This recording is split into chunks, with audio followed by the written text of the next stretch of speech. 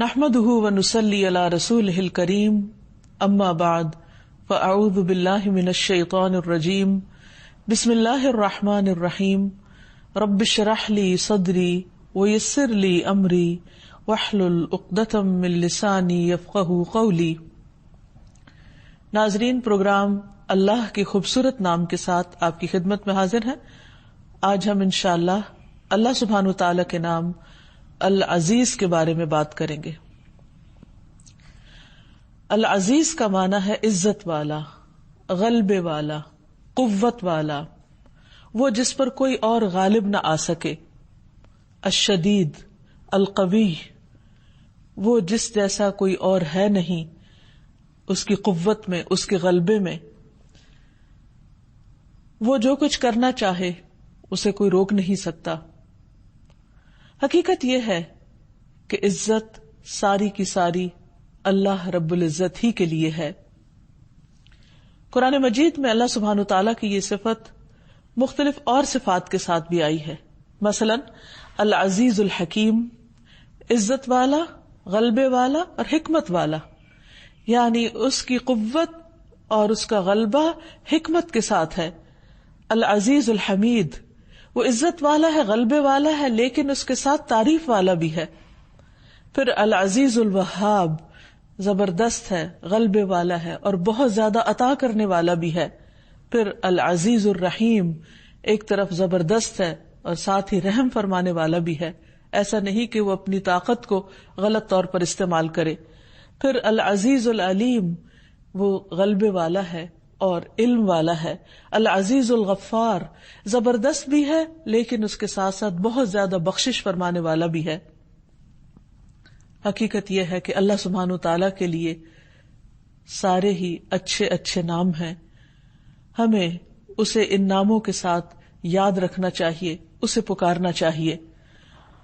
اور جہاں تک العزیز کا تعلق ہے، جس سے لفظ عزت بھی ہے، تو عزت ساری کی ساری اللہ تعالیٰ کے لیے ہے۔ قرآن مجید میں آتا ہے من کان یرید العزت فللہ العزت جمیعا، جو شخص عزت چاہتا ہو تو عزت ساری اللہ سبحانہ تعالیٰ کے لیے ہے۔ ایک اور جگہ پر آتا ہے سبحان ربک رب العزت عما یصفون، پاک ہے تیرا رب جو عزت کا رب ہے ان سب باتوں سے جو وہ بیان کرتے ہیں۔ یعنی اللہ سبحانہ تعالیٰ کی شان میں جو گستاخیاں وہ کرتے ہیں اس سے اللہ سبحانہ تعالیٰ کی عزت اور شان میں کوئی کمی نہیں آتی۔ رسول اللہ صلی اللہ علیہ وسلم نے فرمایا عزت اللہ تعالیٰ کا ازار ہے اور کبریائی اس کی چادر ہے، تو جو آدمی مجھ سے یہ صفات چھینے گا میں اسے عذاب دوں گا۔ یعنی کوئی شخص اگر یہ چاہے کہ وہ بڑا بن بیٹھے یا وہ عزت کی وجہ سے اللہ سبحانہ تعالیٰ کی نافرمانی کرے، یا یہ سمجھے کہ اگر وہ اللہ تعالیٰ کی فرما برداری کرے گا تو اس کی عزت میں کچھ کمی آئے گی، تو یہ چیز اللہ تعالیٰ کو ناراض کرنے والی ہے۔ پھر اسی طرح اللہ سبحانہ تعالیٰ خود عزت والا بھی ہے اور عزت دینے والا بھی ہے۔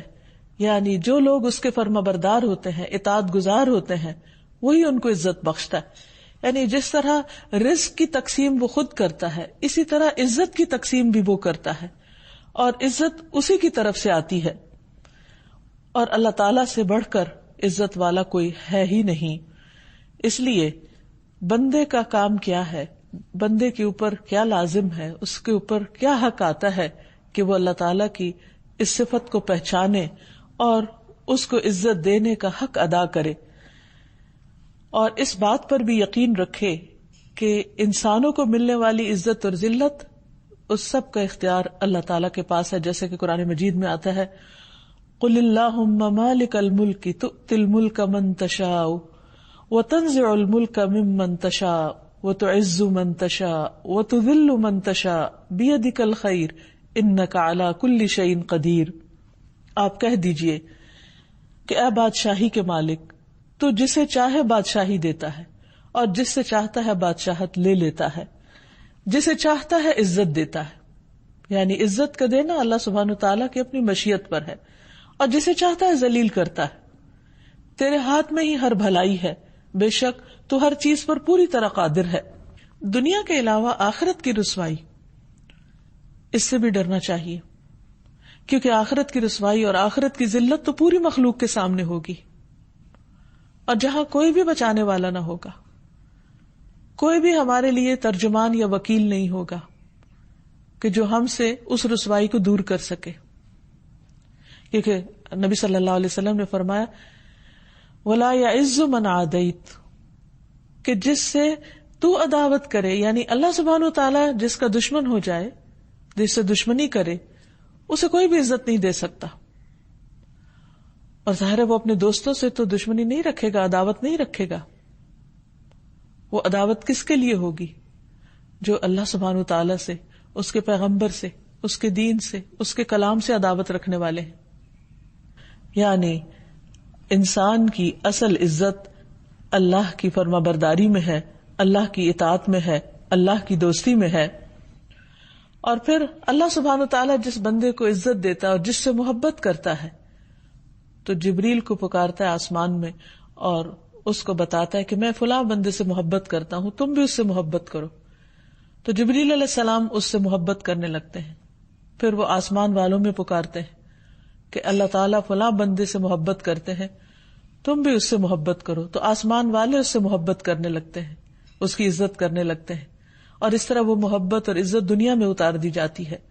تو حقیقت یہ ہے کہ تقسیم اللہ تعالیٰ ہی کی ہے، جس کے ساتھ جیسا چاہے معاملہ کرے، لیکن یہ یاد رہے کہ اس کا یہ معاملہ حکمت پر مبنی ہے.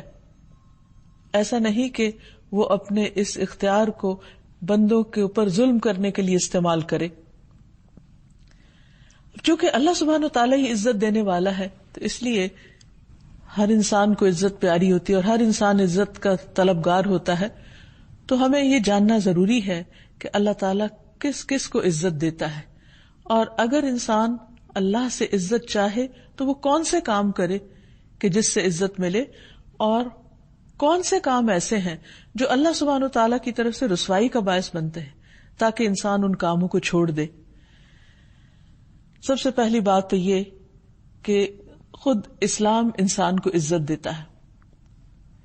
رسول اللہ صلی اللہ علیہ وسلم نے فرمایا یہ دین ہر اس جگہ تک پہنچ کر رہے گا جہاں تک دن اور رات کا سلسلہ جاری ہے، یعنی اس زمین یا اس گلوب کے ہر کونے تک.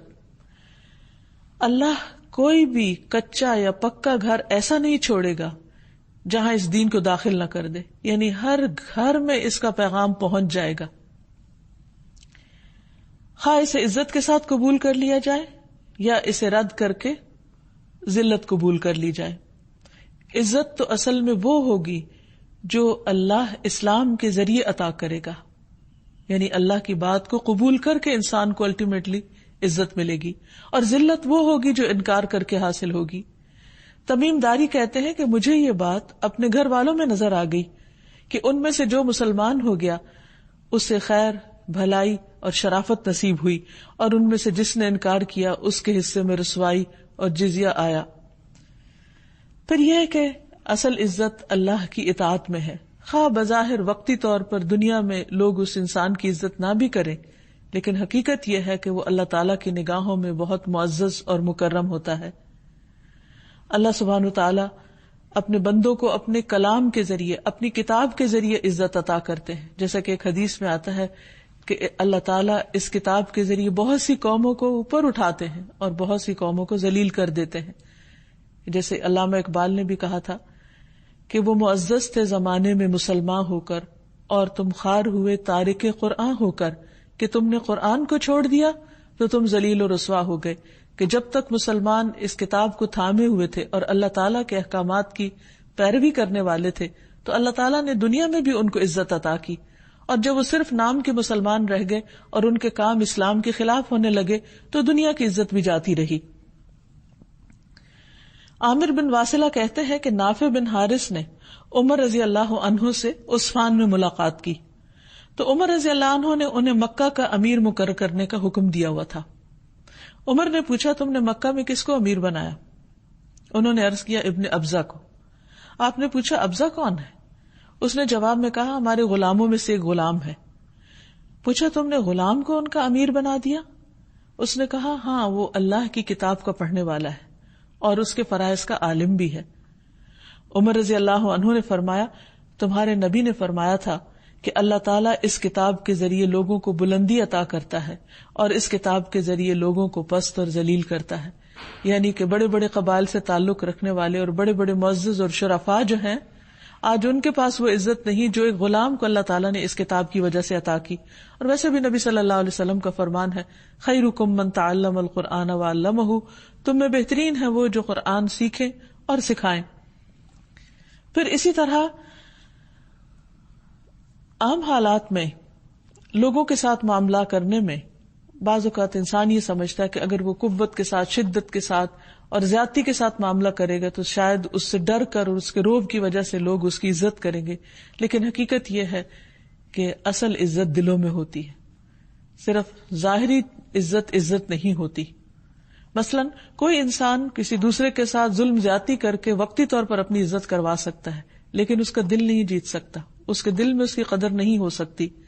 اسی لیے جو شخص اللہ کی خاطر کسی کو معاف کر دیتا ہے، اللہ کی خاطر جھک جاتا ہے، اللہ تعالیٰ اس کو بلندی عطا کرتے ہیں، عزت عطا کرتے ہیں.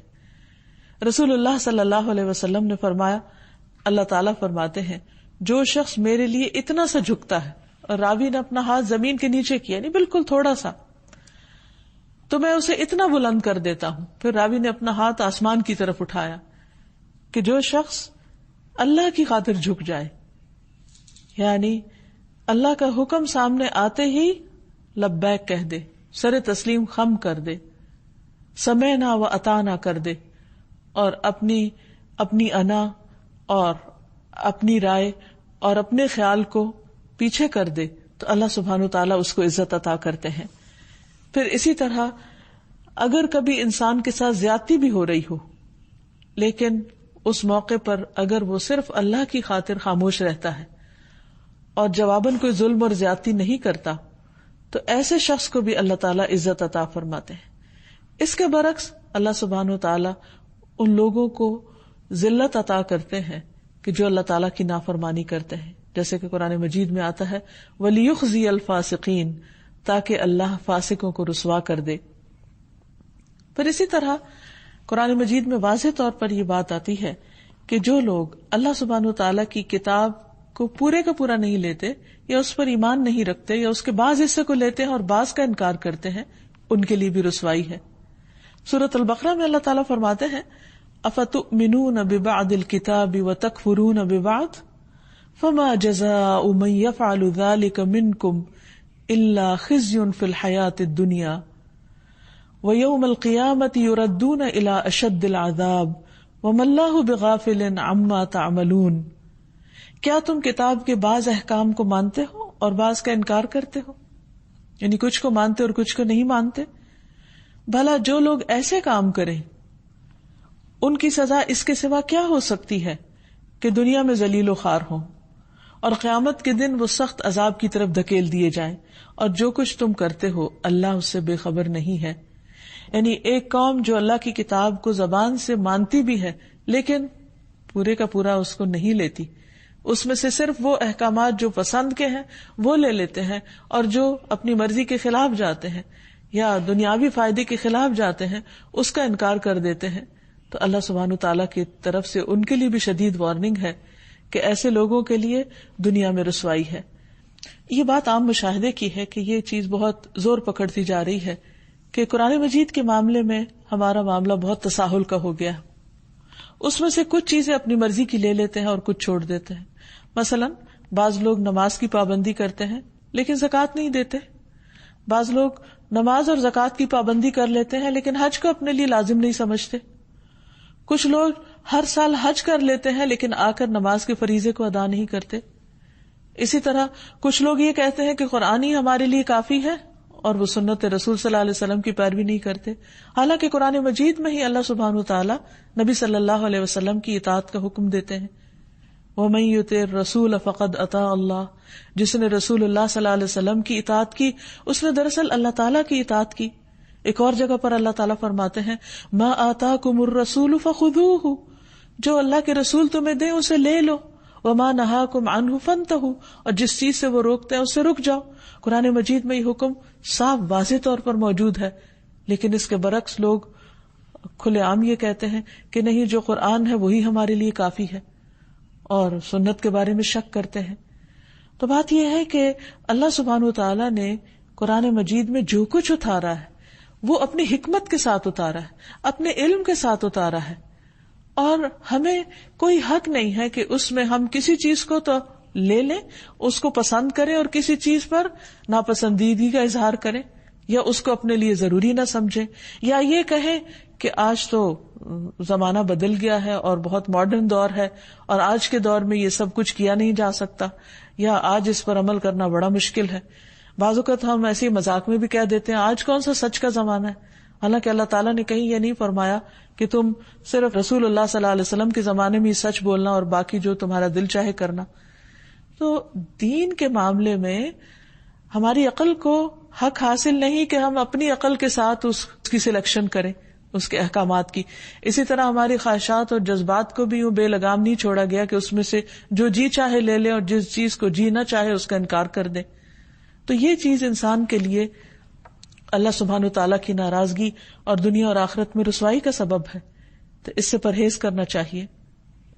پھر اسی طرح یہ ہے کہ جو لوگ اللہ سبحانہ وتعالیٰ کے احکامات کی کھلم کھلا مخالفت کرتے ہیں ان کے لیے بھی رسوائی ہے.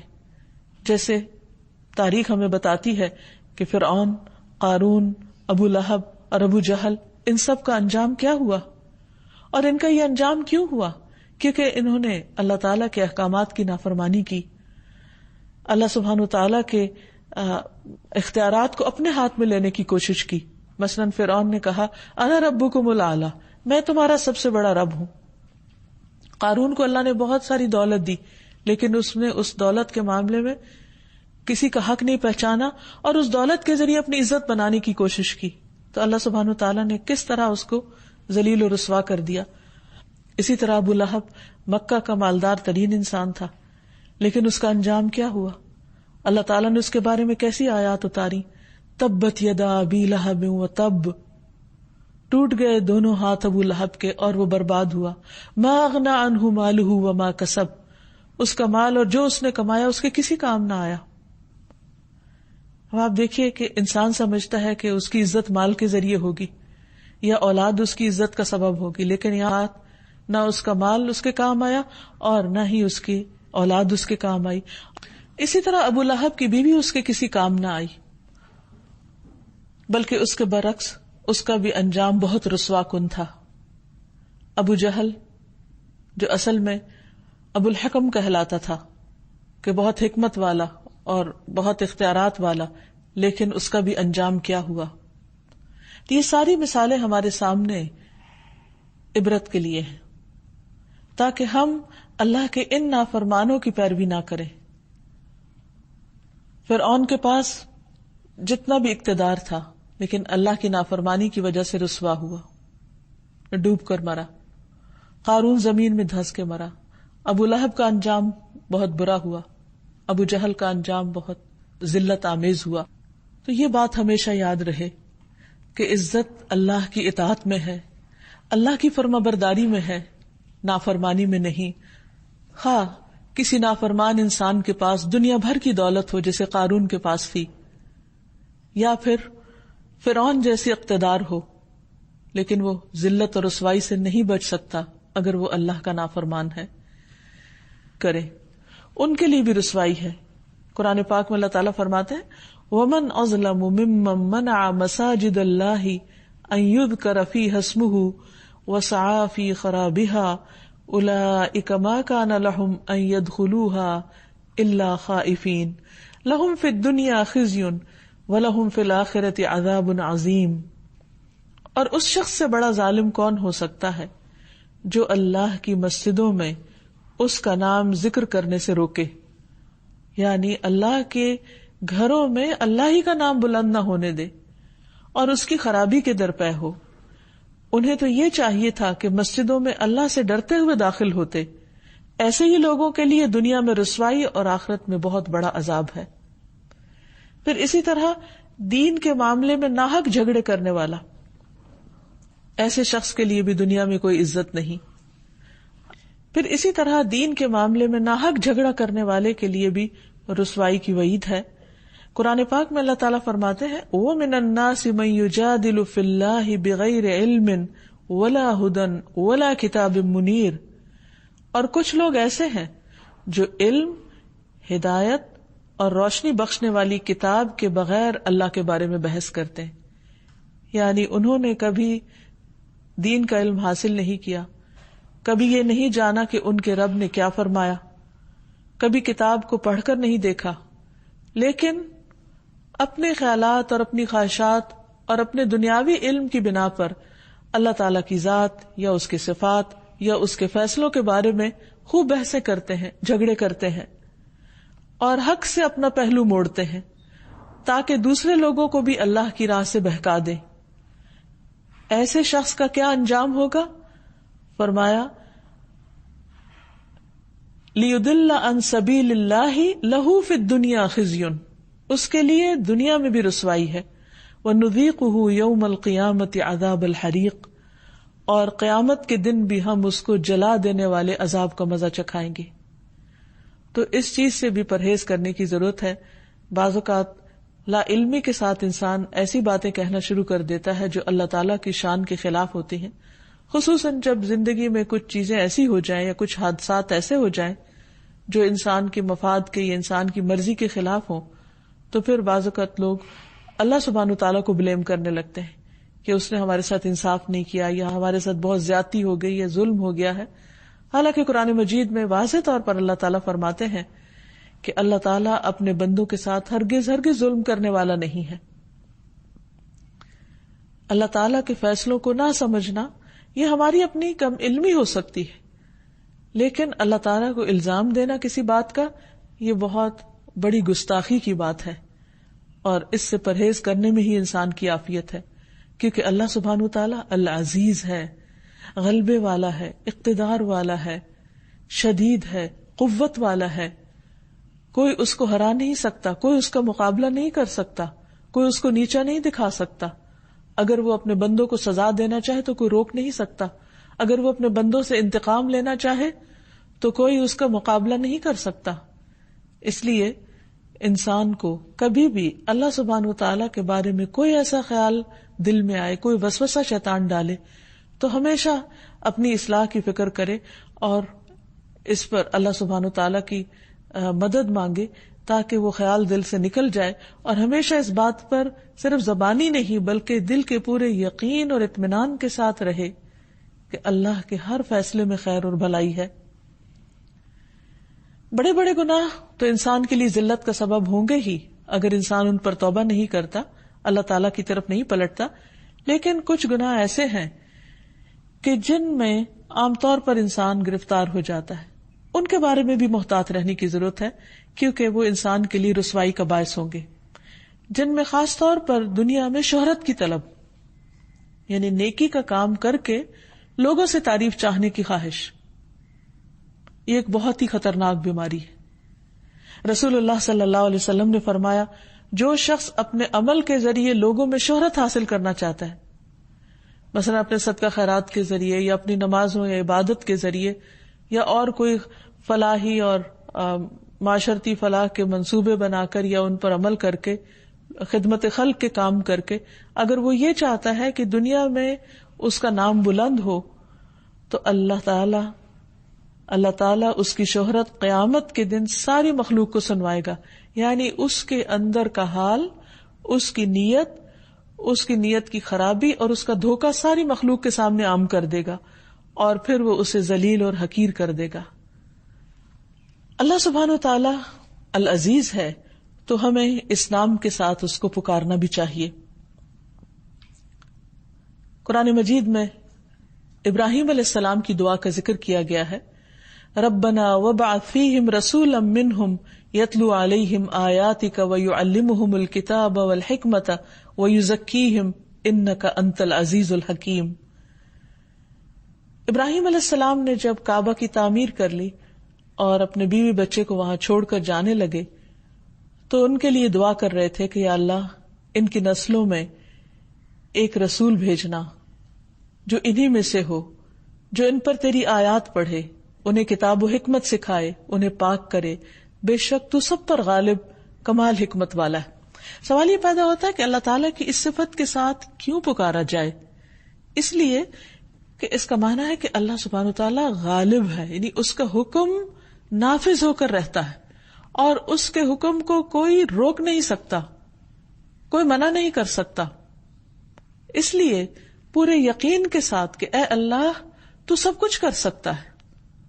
تو آپ دیکھیے کہ ابراہیم علیہ السلام کی یہ دعا پھر تقریباً 2500 سال کے بعد قبول ہوئی، لیکن قبول ہوئی. کتنے بڑے ویژنری تھے ابراہیم علیہ السلام، اور کن صفات کے ساتھ اپنے رب کو پکارا، اور کس طرح اللہ تعالیٰ نے ان کی دعا قبول کر لی.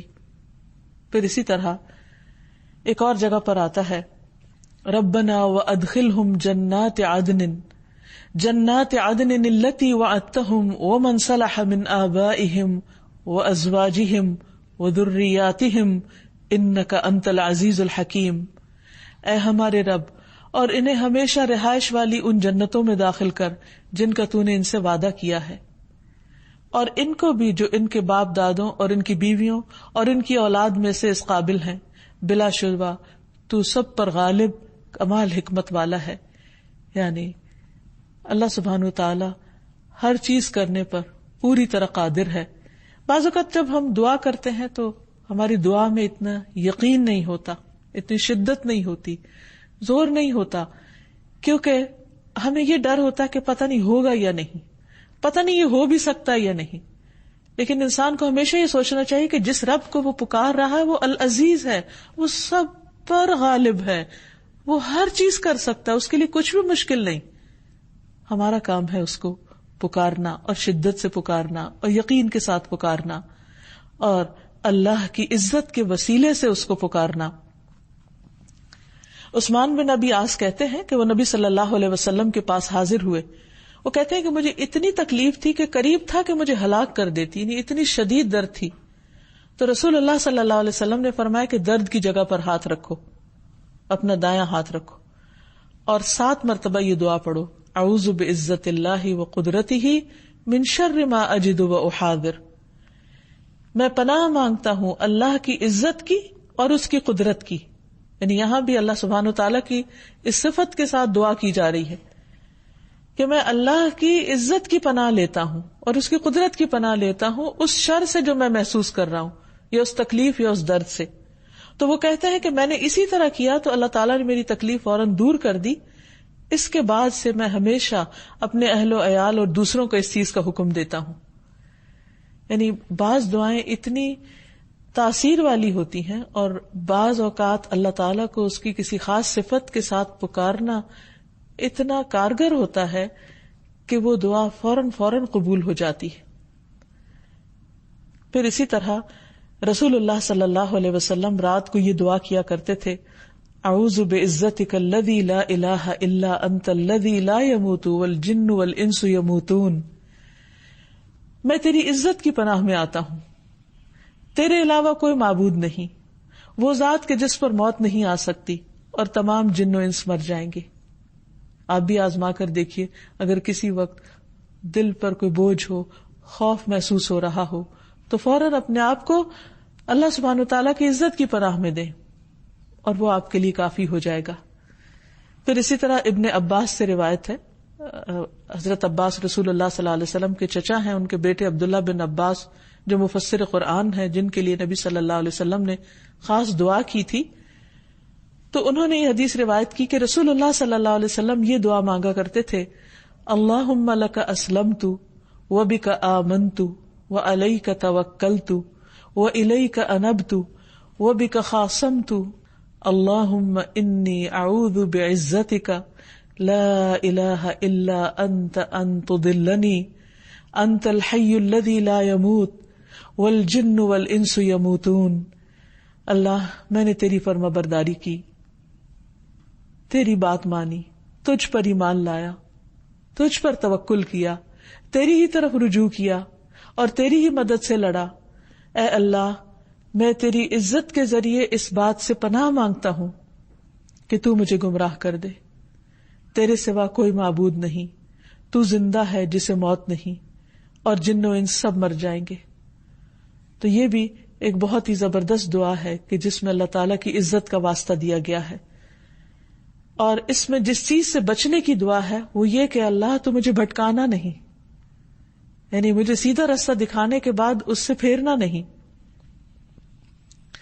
پھر اسی طرح بعض اوقات انسان کے اوپر ایسے حالات آتے ہیں کہ اس کی عزت خطرے میں پڑ جاتی ہے، اسے دشمنوں کا خوف ستاتا ہے اور اس کے لیے پریشانی بہت بڑھ جاتی ہے. ایسے میں بھی نبی صلی اللہ علیہ وسلم نے ہمیں ایک بہت خوبصورت دعا سکھائی ہے. ابن عباس ہی سے روایت ہے، انہوں نے کہا کہ جب تم کسی ظالم سلطان کے پاس آؤ اور تمہیں یہ خوف ہو کہ وہ تم پر غالب آ جائے گا تو یہ دعا 3 بار پڑھو. اللہ اکبر، اللہ اعز من خلقہ جمیعا، اللہ اعز مما اخاف واحذر، اعوذ باللہ الذی لا الہ الا هو الممسک السماوات السبع ان یقعن علی الارض الا باذنہ من شر عبدک فلان وجنودہ واتباعہ واشیاعہ من الجن والانس، اللہم کن لی جارا من شرہم جل ثناؤک وعز جارک وتبارک اسمک ولا الہ غیرک. اللہ سب سے بڑا ہے، اللہ اپنی تمام مخلوق پر غالب ہے، یعنی جتنے بھی بڑے بڑے ٹائرنٹس ہیں اللہ تعالیٰ ان پر بھی پوری قدرت اور پورا قابو رکھتا ہے. اللہ ان چیزوں سے کہیں زیادہ طاقتور ہے جن سے میں خوف کر رہا ہوں، جس سے میں ڈر رہا ہوں، اللہ تعالیٰ اس سے زیادہ طاقتور ہے جس کی میں پناہ لے رہا ہوں.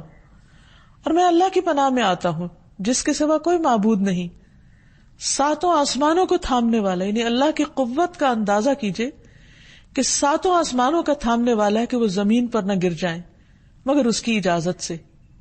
تو اے اللہ جو اتنی طاقت، قدرت، ہیبت، جبروت والا ہے، میں تیری پناہ میں آتا ہوں. اے اللہ ان کے شر سے، فلاں بندے کے شر سے اور اس کے لشکروں اور اس کے پیروکاروں اور جنوں اور انسانوں میں سے اس کے ساتھیوں کے شر سے اے اللہ تو مجھے پناہ دے. اے اللہ ان کے شر سے میرے لیے پناہ بن جا. تیری تعریف بڑی شان والی ہے، تیری پناہ بہت مضبوط ہے، تیرا نام بہت بابرکت ہے اور تیرے سوا کوئی معبود نہیں. تو جو انسان بھی لوگوں کے خوف اور غلبے اور ان کے ظلم سے ڈرتا ہو تو اسے ان سے ڈرنے کی بجائے اللہ سبحانہ وتعالیٰ کی پناہ لینی چاہیے، کیونکہ اللہ سبحانہ وتعالیٰ اپنے بندوں کی حفاظت کرنے والا ہے اور ان کو ان طریقوں سے مدد دینے والا ہے جن کے بارے میں کوئی انسان سوچ بھی نہیں سکتا. رسول اللہ صلی اللہ علیہ وسلم نے فرمایا، جس آدمی نے بستر پر لیٹ کر یہ دعا پڑھی، الحمد للہ الذی کفانی وآوانی، الحمد للہ الذی اطعمنی وسقانی، الحمد للہ الذی من علی وافضل، اللہم انی اسألک بعزتک ان تنجینی من النار. ساری تعریف اللہ کے لیے ہے جس نے مجھے کفایت کیا اور جگہ دی. ساری تعریف اللہ کے لیے ہے جس نے مجھے کھلایا اور پلایا. ساری تعریف اللہ کے لیے ہے جس نے مجھ پر احسان کیا اور مہربانی کی.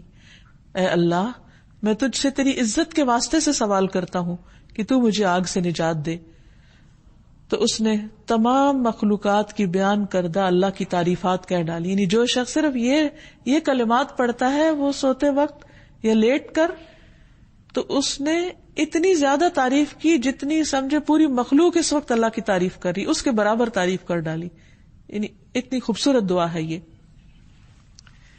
انسان کو جب اللہ سبحانہ تعالی کی اس صفت پر پورا یقین ہو جائے، وہ اس کو محسوس کرنے لگے، تو اس کا اثر اس کی عملی زندگی میں بھی نظر آنا چاہیے.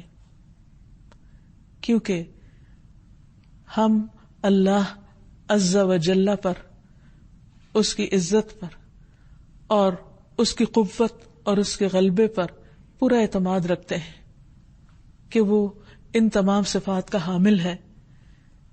اس لیے چونکہ ہم اس کے بندے ہیں، اس پر ایمان لائے ہیں، تو ہمارا رویہ بھی پھر اس صفت کے تحت تبدیل ہونا چاہیے. سب سے پہلی چیز جو ہمارے اندر آنی چاہیے وہ یہ کہ ہمارا اس بات پر پکا ایمان اور یقین ہو کہ عزت ساری کی ساری اللہ کے پاس ہے، وہ جس کو جتنی چاہے عطا کر دے. اس لیے اگر کبھی انسان زندگی میں پریشان بھی ہو یا اسے محسوس ہو کہ لوگ اس کی قدردانی نہیں کرتے یا اس کو کوئی عزت دینے والا نہیں، تو اس پر اس کو رونا دھونا نہیں چاہیے. اس پہ یقین رکھنا چاہیے کہ اللہ سبحانہ وتعالی کی اطاعت میں عزت ہے اور اس عزت کا مالک وہی ہے. اس لیے مجھے بندوں سے شکوے شکایت کرنے کی بجائے اللہ سبحانہ وتعالی کی طرف راغب ہونا چاہیے اور اس سے مانگنا چاہیے. اللہ تعالیٰ فرماتے ہیں من کان یرید العزت، جو شخص عزت چاہتا ہے، عزت کا طلبگار ہے، فللہ العزت جمیعا، تو عزت ساری کی ساری اللہ کے پاس ہے. الیہ یصعد الکلم الطیب والعمل الصالح یرفعہ والذین یمکرون السیئات لہم عذاب شدید ومکر اولئک ھو یبور. اسی کی طرف ہر پاکیزہ بات چڑھتی ہے، یعنی بجائے گلے شکوے کرنے کے اور لوگوں کی غیبت کرنے کے اور اپنی زبان کے اوپر غلط الفاظ لانے کے یا گالی گلوچ کرنے کے یا فرسٹریشن کے، انسان کو فوراً اللہ کا ذکر کرنا چاہیے.